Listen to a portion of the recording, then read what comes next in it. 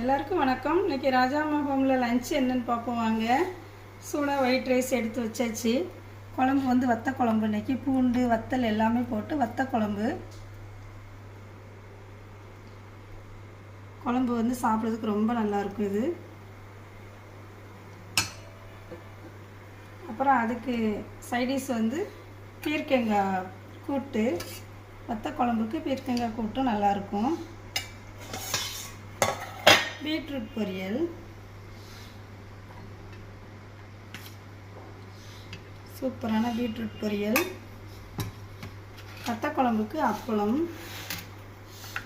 அப்பளம் இல்லைன்னா நல்லா இருக்காது, அப்பளம் இருந்தால் தான் வத்த குழம்புக்கு நல்லாயிருக்கும். அப்புறம் வந்து கெட்டி தயிர்.